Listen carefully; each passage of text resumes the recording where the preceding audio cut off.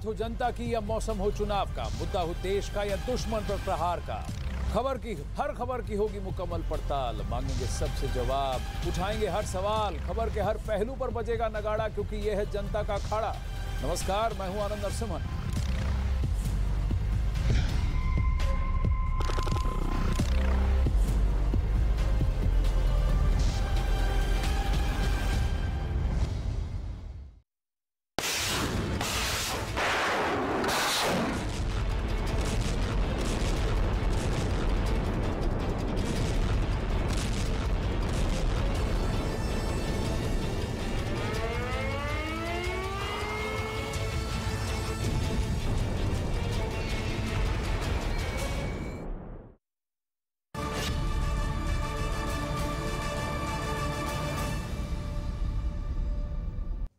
अखाड़ा में आज सबसे पहले बात रूस यूक्रेन युद्ध की, जहां यह तो सिद्ध हो गया कि पोलैंड पर गिरा हुआ मिसाइल इंटेंशनल नहीं था, एक्सीडेंटल था। लेकिन रूस की सेना को बहुत बड़ा झटका लगा है। इस वक्त की बड़ी खबर कि रूस की सेना, रूस के नेवल स्कूल में सेना के कर्नल का शव मिला है।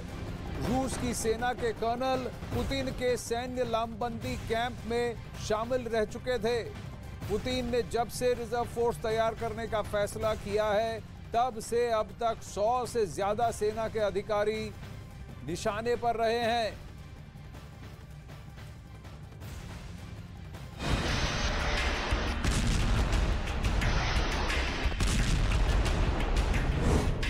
रूस की सेना में मचा कोहराम।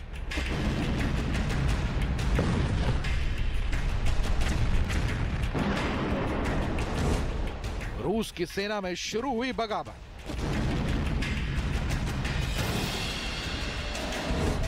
रूस की सेना के कमांडर को किसने मारा?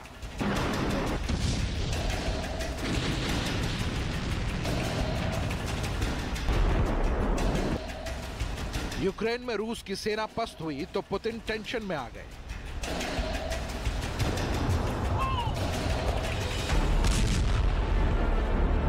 यूक्रेन में रूस की सेना को टारगेट किया जाने लगा तो पुतिन को गुस्सा आने लगा।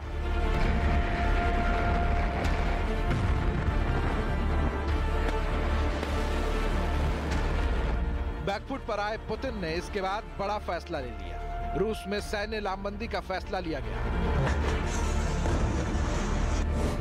3 लाख नए रिजर्व फोर्स तैयार करने का ऐलान किया गया। इसके तहत रूस में आम नागरिकों के बीच से रूस की सेना में लोगों की भर्ती की जाने लगी। यह फैसला इसलिए लिया गया ताकि युद्ध के मोर्चे पर रूस को हुए नुकसान की भरपाई हो सके। रिजर्व फोर्स में शामिल किए गए सैनिकों को यूक्रेन में मारे गए सैनिकों और घायलों की जगह भेजा जा सके। इसके तहत रूस में भर्ती किए गए सैनिकों को सख्त ट्रेनिंग भी दी जाने लगी। लेकिन पुतिन का यह फैसला रूस की सेना पर भारी पड़ने लगा। रूस में इसका विरोध शुरू हुआ, ऐसा विरोध जिसका अंजाम खून से सना हुआ था।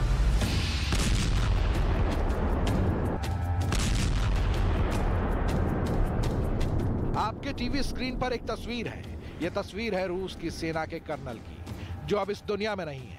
इनके शरीर पर कई गोलियों के निशान मिले। रूस की सेना के कर्नल वादिम वाइको की हत्या का दावा सामने आया है। बताया गया कि यह कर्नल पुतिन की सैन्य लामबंदी अभियान में शामिल थे। अभी रूस के व्लादिवोस्तोक नेवल स्कूल में तैनात थे। रूस की सेना में शामिल नए सैनिकों को ट्रेनिंग भी देते थे।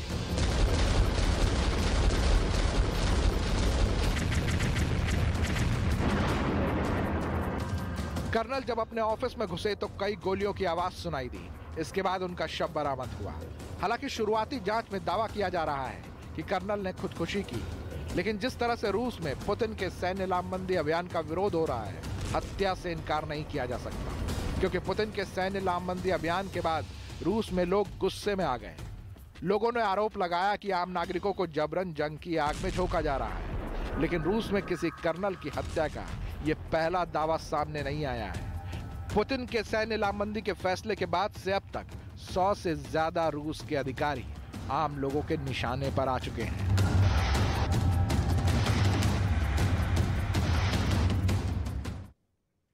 अब युद्ध के मैदान से एक नया वीडियो भी सामने आया है।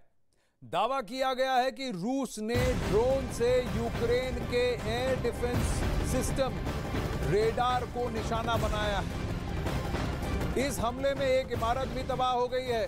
वीडियो में साफ दिख रहा है कि कैसे ड्रोन ने सटीक अपने टारगेट को हिट किया। ये वीडियो अब सामने आया है जहां यूक्रेन के एयर डिफेंस रेडार सिस्टम को रूस ने ड्रोन्स के जरिए टारगेट किया है और ये पिन पॉइंट टारगेटिंग की गई है।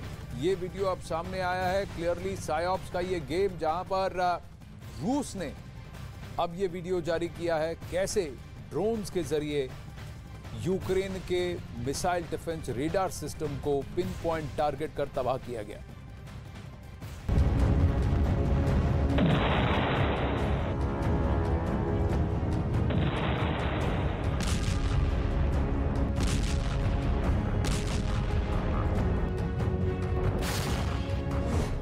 जंग खत्म नहीं करेगा रूस।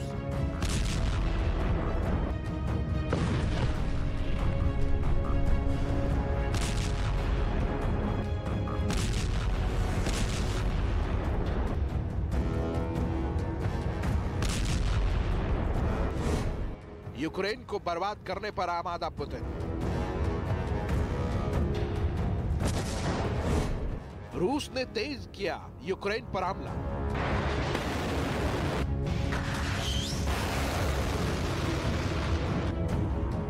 यूक्रेन पर रोज हमला हो रहा है। हर रोज किसी न किसी इलाके से तबाही की तस्वीरें सामने आ रही हैं। मतलब साफ है कि पुतिन की सेना यूक्रेन पर कब्जा करने के लिए किसी भी हद तक जाने को तैयार है।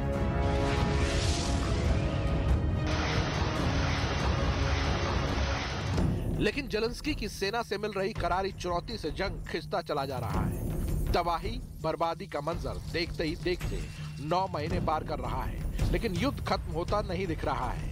अब तक हर मोर्चे पर यूक्रेन की सेना ने पुतिन की सेना पर जोरदार पलटवार किया, चाहे वो आमने सामने की जंग हो या एयर डिफेंस से हमला। लेकिन पुतिन की सेना ने अब यूक्रेन के एयर डिफेंस सिस्टम को निशाना बनाना शुरू कर दिया है। जंग के मैदान से ताजा तस्वीरें भी सामने आई हैं, जिसमें रूस के यूएवी यानी ड्रोन ने यूक्रेन के एयर डिफेंस सिस्टम के रडार को तबाह कर दिया।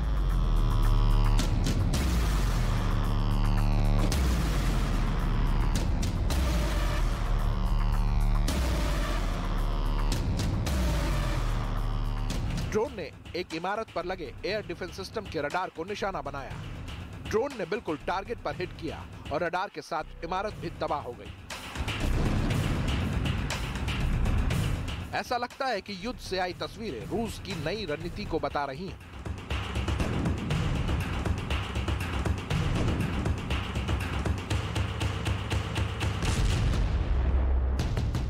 रूस अब यूक्रेन के एयर डिफेंस सिस्टम को तबाह करने में जुटा हुआ है, क्योंकि युद्ध के मोर्चे पर रूस की सेना को सबसे बड़ी चुनौती यूक्रेन के एयर डिफेंस सिस्टम से ही मिल रही है।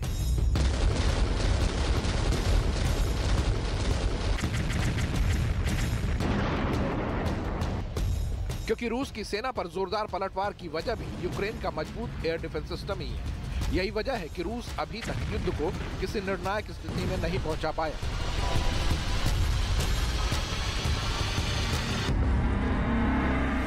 एक तरह से कहा जाए तो रूस अभी युद्ध हारा नहीं है तो जीत भी नहीं पाया है। यूक्रेन के एयर डिफेंस सिस्टम से तबाही का दावा कल भी सामने आया था, जब दावा किया गया कि पोलैंड में गलती से यूक्रेन के एयर डिफेंस सिस्टम की एक मिसाइल गिरी। बताया गया कि यूक्रेन का एयर डिफेंस सिस्टम रूस के हमलों का जवाब दे रहा था। दावा किया गया कि रूस ने जब लवीव पर हमला किया तो यूक्रेन का एयर डिफेंस सिस्टम एक्टिव हो गया। रूस के मिसाइल हमलों का जवाब दिया गया, लेकिन यूक्रेन के एयर डिफेंस सिस्टम से निकली मिसाइल गलती से पोलैंड में जा गिरी, जहां बड़ा धमाका हुआ, जिसमें 2 लोगों की मौत की बात भी सामने आई।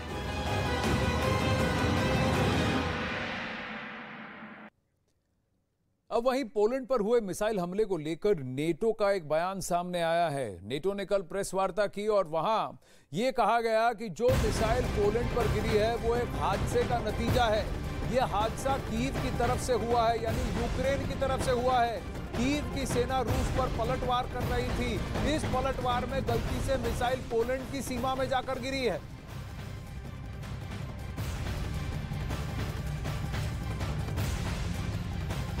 तो यहां पर रूस की बात की पुष्टि हुई, क्योंकि रूस ने साफ कहा था भले ही हमने 90 मिसाइलें दागी हो, लेकिन कोई भी मिसाइल अपने टारगेट से हटकर नहीं गया है और इसकी पुष्टि आप कर सकते हैं। उन्होंने ये कहा था कि ये यूक्रेन की तरफ से हुई गड़बड़ है, और वहीं यूक्रेन ने बयानबाजी की और अपनी गलती छुपाने की कोशिश की और कहा कि रूस ने मिसाइल दागा है, जबकि अमेरिकी इंटेलिजेंस एजेंसीज और नेटो ने इस बात की पुष्टि की कि ये यूक्रेन की मिसाइल डिफेंस सिस्टम से चला मिसाइल था, पर रूस में बनाया गया मिसाइल था। ये बात सामने आई है। अब रूस यूक्रेन युद्ध में हालात बहुत गंभीर हैं। इसकी नौबत ऐसे ही नहीं आई। पिछले करीब 9 महीने से जारी युद्ध में एक मिसाइल ऐसी भी चली जिसने सबके होश उड़ा दिए, क्योंकि इस मिसाइल पर वर्ल्ड वॉर लिखा हुआ था। ऐसा करने वाला कौन था, ये रिपोर्ट देखेंगे तो आपको दुनिया का सबसे बड़ा खलनायक साफ नजर आएगा।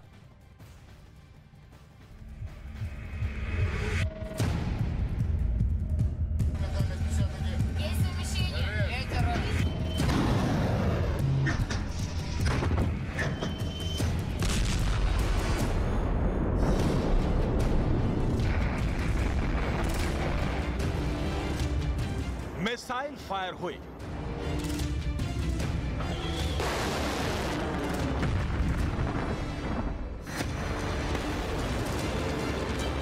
टारगेट पर क्या था?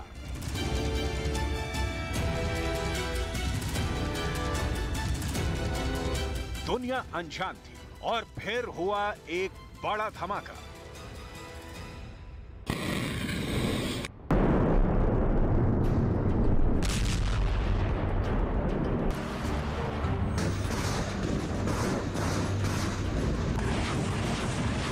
मिसाइल यूक्रेन से सटे पोलैंड के पूर्वी इलाके में गिरी।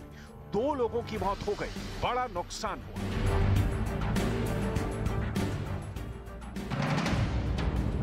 खबर फैल गई कि हमला तो रूस ने कराया है, नाटो पर हमला हो गया है। अब विश्व युद्ध को कोई नहीं रोक सकता। यूक्रेन युद्ध अब वर्ल्ड वॉर की तरफ बढ़ गया है।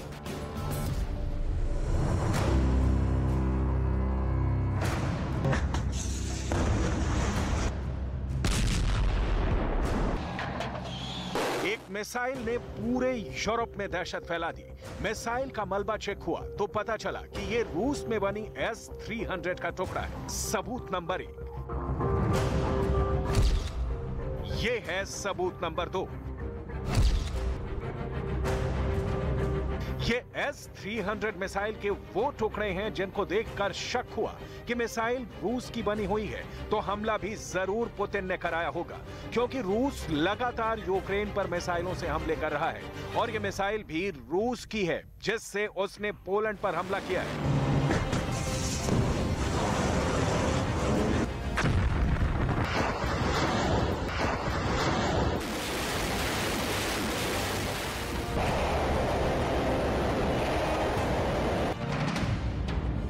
लेकिन इसमें कितना सच है और कितना झूठ है, इसमें कितना प्रोपेगेंडा है, इसमें कितनी बड़ी साजिश है।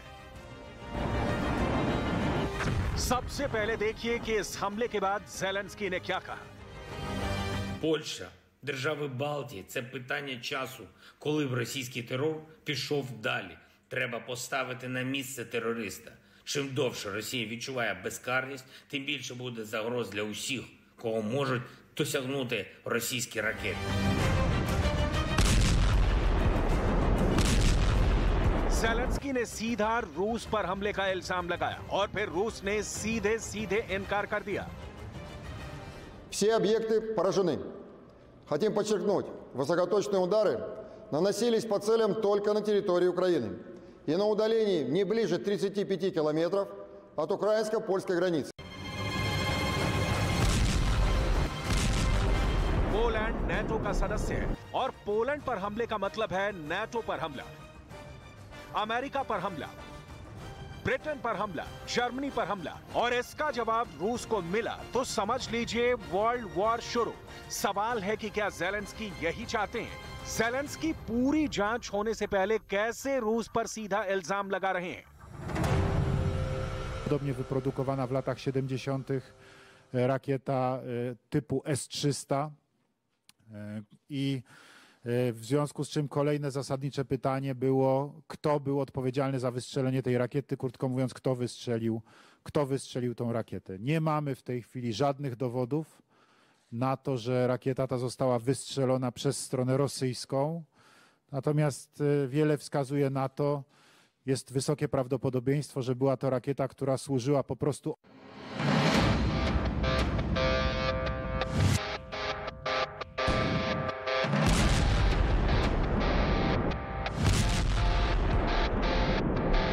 ज़ेलेंस्की और यूक्रेन तो शुरू से रूस को हर चीज के लिए बदनाम कर रहे हैं।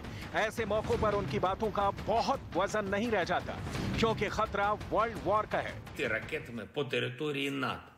Це російський ракетний удар по колективній безпеці. Це дуже суттєва ескалація. Треба діяти. Я хочу зараз сказати усім нашим польським братам і сестрам. Україна завжди вас підтримає. Вільних людей терор не зламає. Перемога можлива, коли немає страху. У нас з вами सवाल है कि इस हमले के बाद दुनिया की अहम शख्सियतों ने क्या कहा। बहुत गौर से देखिएगा ये रिपोर्ट, क्योंकि यूक्रेन युद्ध के बीच इन बातों का असर अब इस जंग के आने वाले दिनों पर पड़ेगा।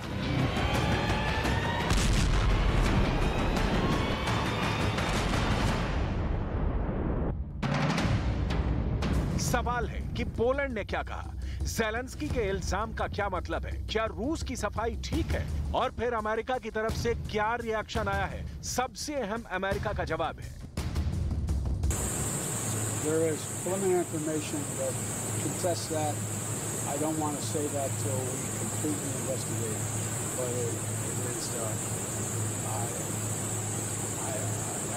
It's unlikely in the minds of the trajectory that it was fired from Russia, but we'll see. It's unlikely, sir.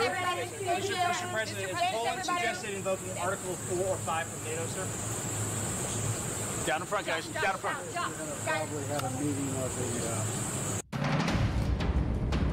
Biden ने एक तरह से पुतिन को क्लीन चिट दे दी है, यानी बाइडन इस मिसाइल हमले को लेकर ज़ेलेंस्की के साथ नहीं, बल्कि पुतिन के साथ खड़े हुए नजर आ रहे हैं। लेकिन बाइडन ने ऐसा करने से पहले दुनिया के टॉप लीडर्स की एक मीटिंग बुलाई। बाइडन जब बाली में मौजूद थे, तब उनको पोलैंड में मिसाइल मिलने की खबर मिली, और फिर उनकी मीटिंग में दुनिया के तमाम बड़े बड़े लीडर शामिल हुए।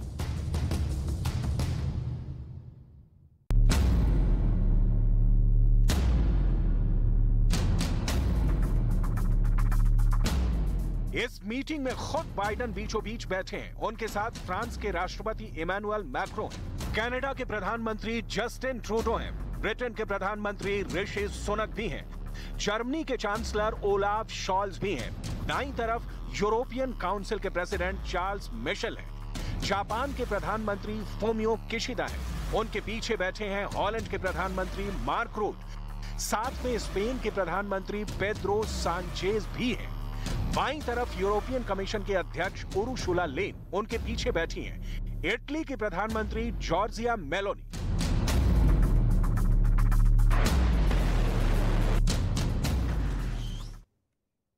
अब यूक्रेन पर मंगलवार बहुत बड़ा हमला हुआ। राष्ट्रपति ज़ेलेंस्की ने दावा किया कि रूस ने यूक्रेन के कई शहरों को निशाना बनाया और 90 मिसाइलें दागी। उन्होंने यह बताया कि दोपहर 3:24 से कीव पर रॉकेट दागे गए, फिर दोपहर 3:56 को किरोवोराद पर 2 रॉकेट दागे गए, फिर दोपहर उसी टाइम 3:56 को ही जतोमर पर भी रॉकेट दागे गए। शाम को 4:35 पर फिर से जतोमर पर ही मिसाइल अटैक हुआ। इस बार शाम को 4:35 पर जतोमर के साथ साथ कीव, लिएव, ओडेसा और माइकोलाइव पर हमला साइमल्टेनियसली हुआ। तो अगर आप इस मैप को देखेंगे तो करीब 1-1.5 घंटे के अंदर, 1 घंटा भी नहीं, आप मान लीजिए 3:56 से लेकर अगर आप 4:35 तक देखें तो एक आधे घंटे की समय सीमा है। उस आधे घंटे में 90 मिसाइलें दागी गई और कंसंट्रेशन अधिकांश रूप से अगर आप देखें तो दक्षिण और पूर्वी यूक्रेन पर रहा। हाँ, मिसाइलें यहां पर आकर गिरी जो कि रूस की सीमा से, अगर यहां पर वोल्गोराद है तो यहां से अगर रूस की सीमा से लिएव जो पूरी तरह से पश्चिमी सीमा है यूक्रेन का, यहां कम से कम 2500 किलोमीटर का रास्ता है, यहां पर भी मिसाइलें गिरी हैं। और पोलैंड, यहां पर पोलैंड है, यहां जो मिसाइल गिरी वो लिएव से 550 किलोमीटर के करीब की दूरी पर जाके गिरा था, लेकिन ये यूक्रेन के MDS यानी मिसाइल डिफेंस सिस्टम की एक मिस फायरिंग की वजह से यहां मिसाइल गिरा था। लेकिन रूस ने यह दिखा दिया कि वो अपनी मिसाइल्स को सीधा यहां 2500 किलोमीटर तक के रेंज पर भी पिन पॉइंट टारगेटेड फायर करने की क्षमता रखता है। अब रूस के हमले के बीच यूक्रेन को हर तरह की मदद पोलैंड के रास्ते से ही मिल रही है, चाहे वो हथियार हो या फिर खाने पीने की चीजें। यही वजह है कि पोलैंड में गिरी मिसाइल ने पूरी दुनिया में डर पैदा कर दिया कि कहीं व्लादिमीर पुतिन इस सप्लाई चेन को तो टारगेट नहीं कर रहे, और पोलैंड में अगर मिसाइल गिरा तो फिर ये रूस बनाम यूक्रेन युद्ध नहीं होगा, ये रूस बनाम समस्त नेटो प्रदेश हो जाता।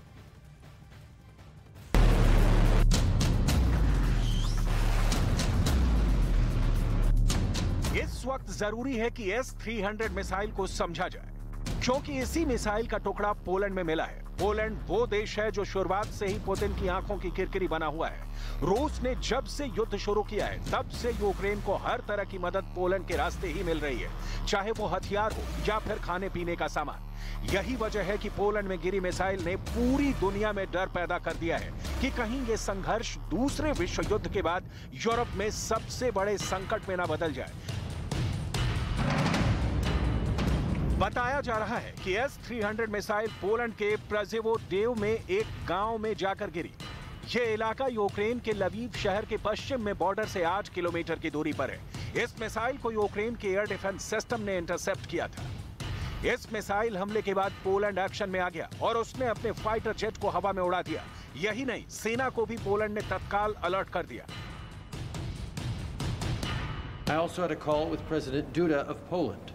I offered my condolences and offered support for the investigation that will get to the bottom of what happened.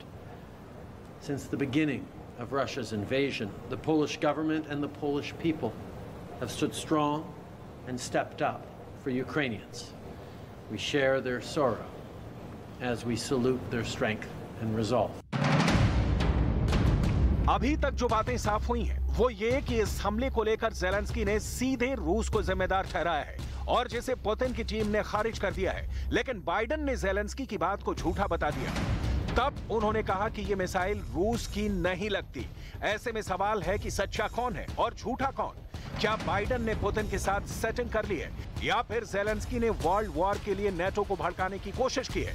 क्या ज़ेलेंस्की सबसे बड़े खलनायक है? आखिर कौन चाहता है कि रूस वर्सेस नेटो का युद्ध हो?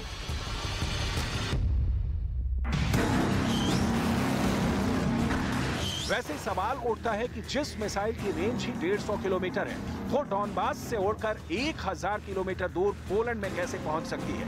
S-300 वैसे भी एयर डिफेंस मिसाइल है जिसे हवाई टारगेट के खिलाफ इस्तेमाल किया जाता है। यहीं ज़ेलेंस्की की थ्योरी फेल हो जाती है और उनका आरोप सिर्फ एक एजेंडा साबित होता है जिसे बाइडेन ने भी खारिज कर दिया है।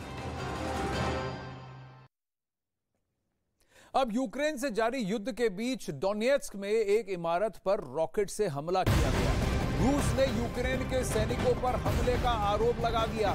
दावा यह किया जा रहा है कि इस हमले में इमारत को काफी नुकसान भी पहुंचा है।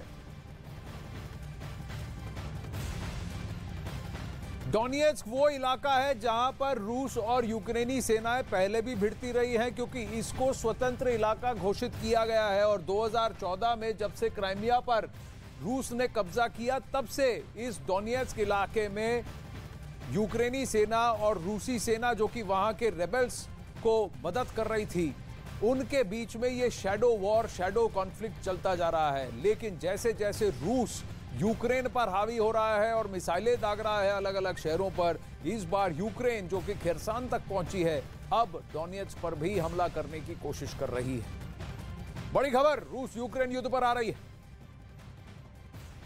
यूक्रेन पर रूस ने बहुत बड़ा हमला किया है। रूस ने यूक्रेन पर KA-52 और Mi-24 मिसाइल से अटैक किया है। यूक्रेन की बख्तरबंद गाड़ियों और टैंक पर यह हमला हुआ है। रूसी रक्षा मंत्रालय ने इसका एक वीडियो भी अब जारी किया है। यानी रूस अपनी सेना को पीछे हटाकर अब अपनी मिसाइल सिस्टम्स और मिसाइल लाइनअप को आगे कर रहा है और हवाई अटैक्स के जरिए यूक्रेनी सेना को खदेड़ने के और उनके पूरे एस्टैब्लिशमेंट्स को पूरी तरह से नेस्तनाबूद करने की प्रक्रिया को एक्टिवेट कर चुका है।